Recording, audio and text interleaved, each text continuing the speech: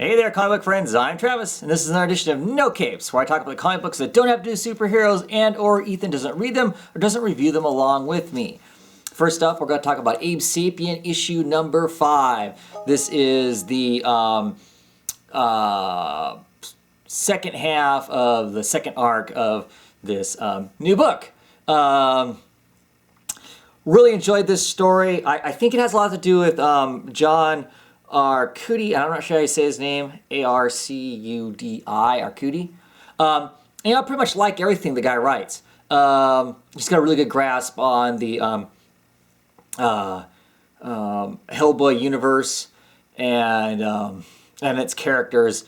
And this was just a really good story that shows us a little more of Abe questioning why he is potentially who he is, what it means to be him. You know, is he this second coming of man? Is he what's going to be replaces man?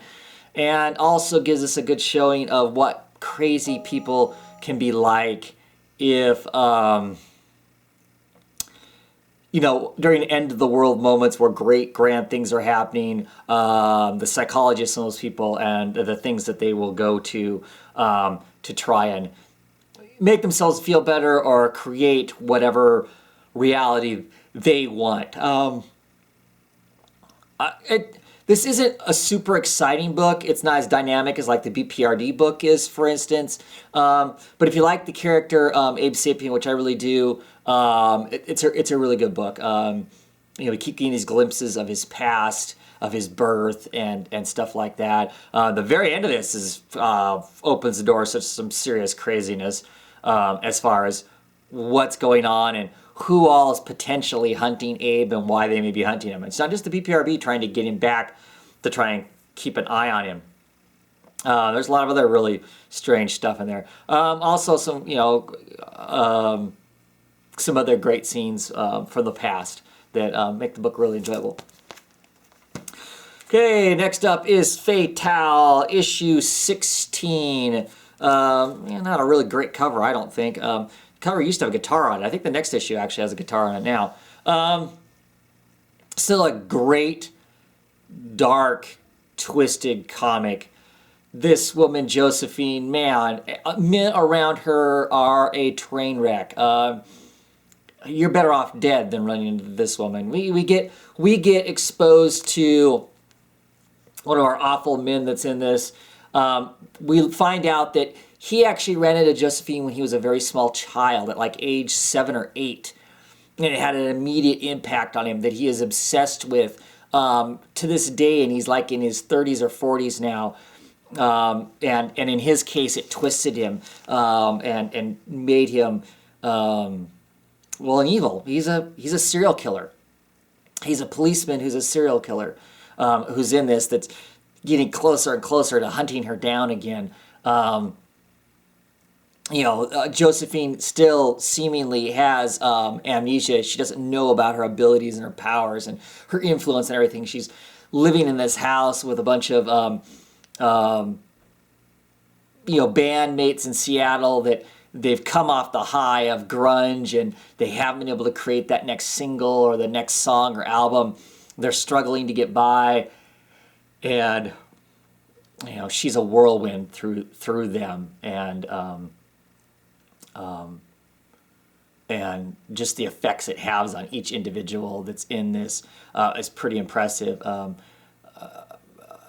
and horrible and really good. It's just a really great book. If you're not picking this up in singles, I can understand that. I bet you this, from everything I hear from talking to people, this thing reads excellent in trades. Looking in the trades, there's 3 trades out now. Pick them up. I'm sure you'll enjoy them.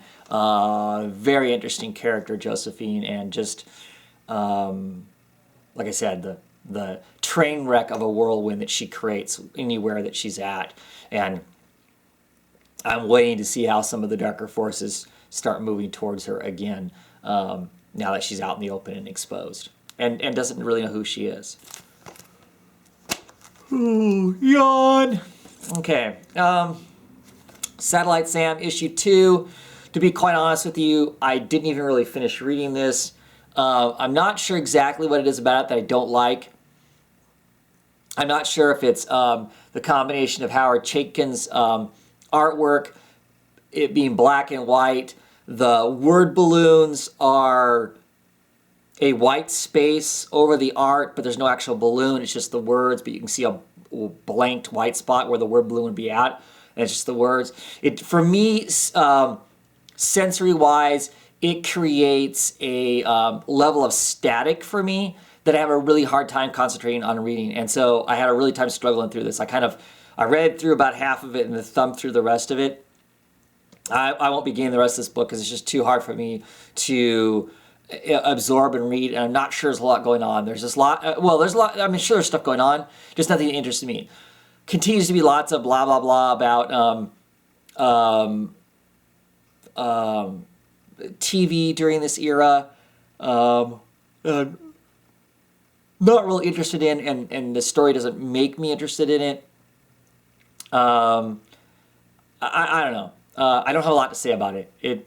It's not captivating me in any way, and like I said, visually it creates some sort of static that makes it very hard for me to concentrate on reading the book. And so I won't even be talking about any other issues. I think I'm getting at least 2 more issues because I pre-order, and I may thumb through those, and unless something suddenly changes, they won't even be in my note capes anymore because I don't want to just, complain about them. So there's that. 10 Gran, issue 4. Great comic book. It's kind of gone off in a direction I didn't necessarily expect it to. Our dead girlfriend has been seemingly pulled into hell, and Joe's going to go after her. I guess I expected this to be more of him. Originally, when I first read about this book, more of him doing the monster hunting or whatever for the angels, and him died. And then just having these brief moments.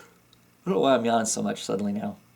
I hadn't been having yawning problems. Now I'm back to them. Anyway, but it's I thought it was going to be him doing that and then having these glimpses of time with the love of his life. Well, no. Love of his life's been stolen, and he's now charging down into hell to get him back. He's got a bag of goodies. You get these great scenes of him, punching this, somewhat undead thing in the face, thinking that would be all it'd take to get past these guys, and it ended up being a big giant fight. And another time he pulls out a flaming sword to confront some guys. He thought it was going to be a big fight, that he was going to have to kill a bunch of people before he would cut loose, and then that wasn't. Things aren't really going exactly as planned. There are some funny parts in here. He breaks through the veil into hell. Big sign that says, "Welcome to New York, New Jersey." That's pretty funny. Being, and stuff. I guess unless you're from New Jersey, maybe it's not funny then. Just a great title, fun title. I continue to like the Ben Temple-Smith art. I just love his simple lines, the quirkiness of it, and the color and texture that he puts on, digitally and with the paintbrush. Just make for a really great book. I really enjoy it. And lastly, I'm going to talk about Trillium. Of course, everybody else has been talking about this book. Wonderful title, wonderfully quirky. Maybe Jeff Lemire isn't the most beautiful artist as far as drawing a beautiful, piece of art, but his storytelling is magnificent. He does a great job of conveying everything that we need to know about the book and what's going on in it. Even despite, if there weren't words, you'd still have an understanding of basically what's going on. The characters are there. The quirkiness of the art is fabulous, I think, also because it's different. He has a colorist helping him color. I'm not sure how much the colorist is doing, the other colorist, because I've seen some of the... he posts kind of faraway shots of the work that he's working on for this book, like on his Twitter account, and you can see that there's some color. He does some painting, so he's inking and painting, a chunk of the book. So I don't know what the colorist is adding to it. I'd be kind of curious to find that out. I may do some asking, see if somebody answers. I knew I was going to be on board just to see where this was going. It's been billed as being a love story between a soldier from 1921, and a archaeologist scientist from the year 37,000. And of course, wonderfully, there's a lot more to it than that.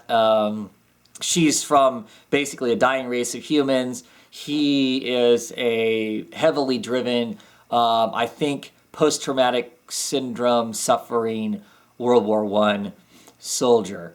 And they both are venturing to these pyramids under strange circumstances, and seemingly in the middle of the book they come face to face. And I say the middle of the book because you read it from this half where the scientist is at, and you get the science perspective going up to a certain point to the middle of the book. You flip the book over and you read it going from the other direction, and it's the soldier's viewpoint up until right in the middle of the book. They both basically come face to face.